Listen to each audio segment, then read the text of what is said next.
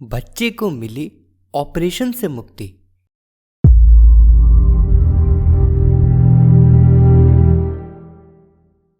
आज से 7 साल पहले की बात है। गर्मियों के दिन थे। एक दिन मेरे बेटे कृष्ण कुमार के पेट में अचानक दर्द शुरू हुआ। रविवार होने के कारण मैं घर पर ही था। दोपहर के 12 बजे थे।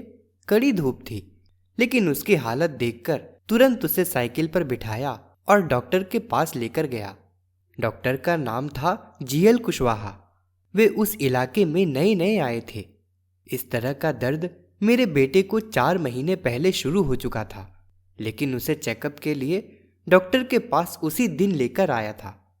मैं चाहता था कि अच्छे से चेकअप हो, लेकिन डॉक्टर ने उसे एक नज़र देखकर दवा दे दी। जब बच्चा दवाई खाता तो दर्द कम हो जाता और थोड़ी देर के बाद फिर पहले जैसी हालत हो जाती। 1 महीने तक ऐसे ही चलता रहा। फिर एक दिन डॉक्टर ने कहा इसे नर्सिंग होम ले जाना पड़ेगा। वहाँ के बड़े डॉक्टर इसकी जांच करेंगे, तभी रोग के बारे में कुछ पता चल पाएगा। वहाँ भी कई प्रकार की जांच के बाद 1 महीने तक इलाज चला, लेकिन बच्चे के स्वास्थ्य में किसी प्रकार का कोई सुधार नहीं हुआ। इसके बाद डॉक्टर रोहित गुप्ता ने जांच करने के बाद किसी घातक बीमारी के होने का संदेह व्यक्त किया। शंका निवारण के लिए उन्होंने इंडोस्कोपी कराने की सलाह दी। हमने बच्चे का इंडोस्कोपी कराया। उसकी रिपोर्ट हमें 15 दिन बाद प्राप्त हुई, लेकिन उस रिपोर्ट से भी बीमारी पकड़ में नहीं आई। तब तक ऐसा होता रहा कि कभी बच्चे के पेट में दर्द हो जाता, कभी सिर में। लगातार की इस पीड़ा से वह सूख कर कंकाल बनता जा रहा था, और इधर हम बच्चे का दर्द देखकर बहुत परेशान हो रहे थे। अब तक बच्चे के इलाज में खर्च हो चुके थे कि मेरी आर्थिक स्थिति बुरी तरह से खराब हो चुकी थी। मैं अंदर से टूटता जा रहा था। इसी तरह से 2.5 महीने और बीत गए, लेकिन बच्चे के स्वास्थ्य में कोई परिवर्तन नहीं आया। तभी मुझे एक दिन गायत्री साधना के प्रत्यक्ष चमत्कार नामक पुस्तक मिली।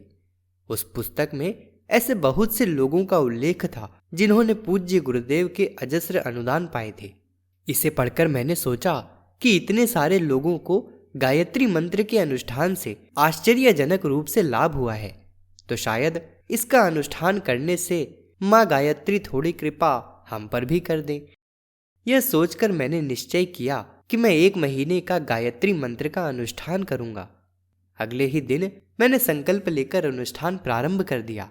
अनुष्ठान अभी चल ही रहा था कि एक दिन डॉक्टर ने मुझे बुलाकर कहा, बच्चे का स्वास्थ्य थोड़ा ठीक होने लगा है, एक और जांच करनी पड़ेगी। जांच से पता चला कि उसकी आंत में एक छोटा सा छेद हो गया है, जो इलाज से ठीक किया जा सकता है। डॉक्टर की बातें सुनकर मेरा हौसला बढ़ा।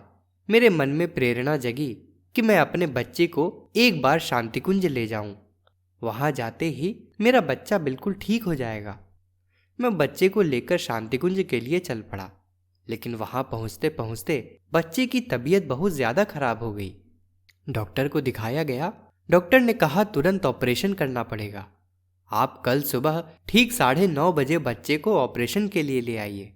हम रात में शांतिकुंज में ही रुके। देर रात तक मैं पूज्य गुरुदेव की समाधि पर रो रो कर प्रार्थना करता रहा, गुरुदेव मेरे बच्चे को बचा लीजिए। यह नहीं रहा तो इसकी माँ भी रो रो कर अपनी जान दे देगी। अब तो बस आपका ही सहारा है गुरुदेव। सुबह ऑपरेशन के लिए हॉस्पिटल पहुंचे तो बच्चे की हालत देखकर डॉक्टर ने कहा, बच्चा ऑपरेशन के लायक बिल्कुल भी नहीं है। ऑपरेशन से पहले इसे खून चढ़ाना पड़ेगा। मैंने कहा, मेरा खून ले लीजिए। खून की जांच हुई। संयोग से दोनों का ब्लड ग्रुप एक ही निकला। उसी समय मेरा खून निकालकर बच्चे को चढ़ाया जाने लगा।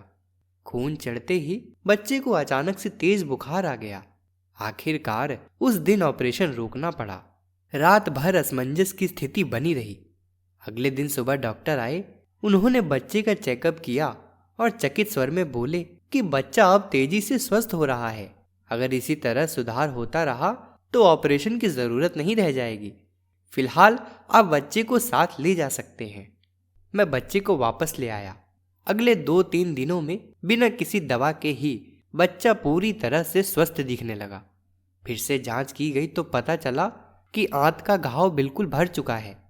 यह गुरुदेव की कृपा थी कि बच्चे की बीमारी बिना ऑपरेशन के ही ठीक हो गई और हम एक बहुत बड़े आर्थिक संकट में भी पड़ने से बच गए।